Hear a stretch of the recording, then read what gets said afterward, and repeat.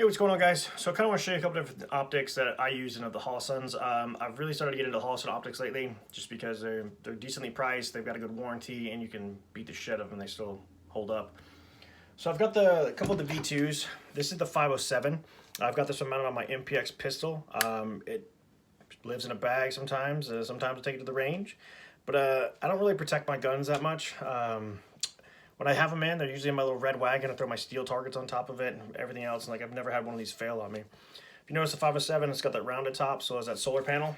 The new 508 Tango V2 that they've got coming out, it's got the flat top. It has a very similar picture to an RMR. So we have the RMR kind of lined up next to it. Pretty much same sight picture, same footprint.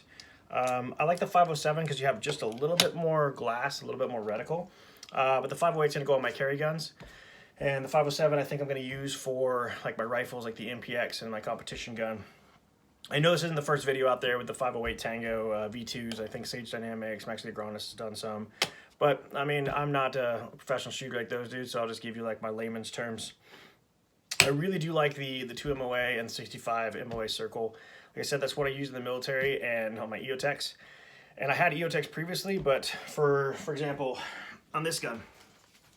So I got this kit from Holosun, so it's a magnifier and the 5010, so empty obviously.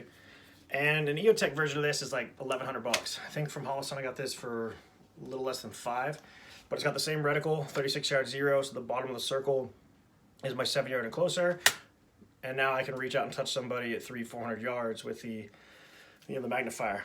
For me, I know a lot of people stand up and be like, oh, it's not a battle tested optic. It's like, yeah, I mean, it hasn't been to war. However, like I said, I drop steel targets, 230 IPSC, 3/8" steel targets from ATR targets. I'll drop it on this thing when I throw it in my car because I'm lazy and I sort of move everything at once. And I've never had one break or shatter. Anybody that's gone with me to the range knows that I abuse the shit out of all my products. For this guy,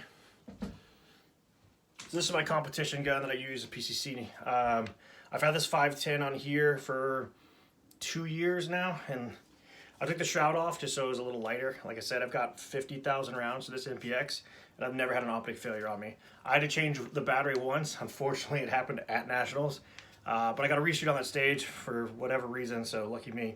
I do have the 6 MOA Venom. I'm going to be swapping out to a 507. I like the circle dot, and for my eyes, it gives me that gross motor skill to fine motor skill. That way I kind of know where I'm aiming and kind of get it in. But back to that whole like, hey, it's not a battle-tested optic. Yeah, EOTech is definitely a battle-tested optic, but the military has such a high requirement, like, hey, it has to have a 30-foot drop test or it has to be X number of feet waterproof, things like that. Let's be honest, guys. Most of you don't need that. I mean, if you're jumping out of fucking helicopters, fast roping, rappelling, shitting and getting, cool, man, you need an optic that's going to save your life.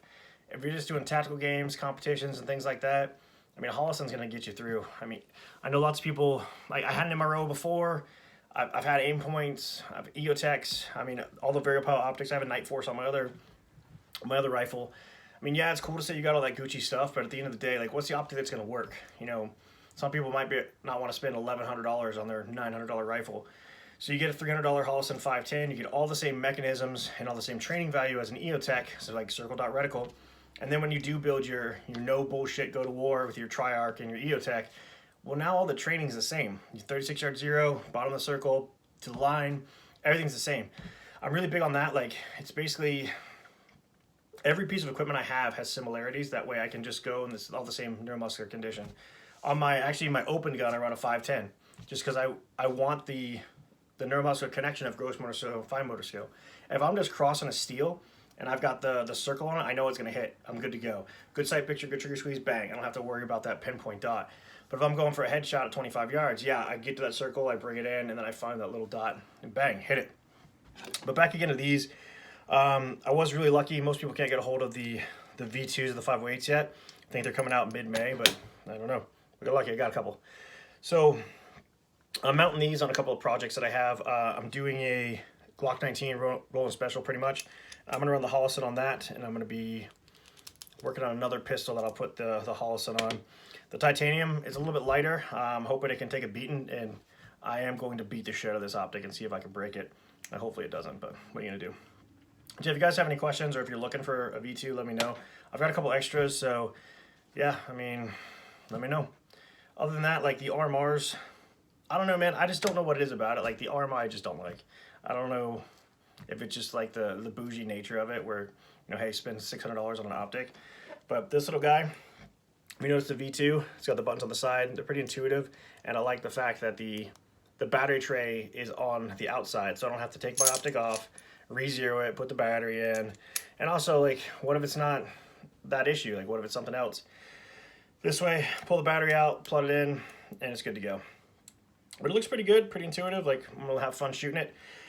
And I'll let you guys know when those videos come out. I appreciate you guys. Let me know if you have any questions or you want to see anything. I do have a range day Wednesday this week. I'm driving to West Virginia. That's the only place I can really shoot right now with COVID. And I'm just gonna try and spend a couple hours turning money into noise. All right, take it easy, guys.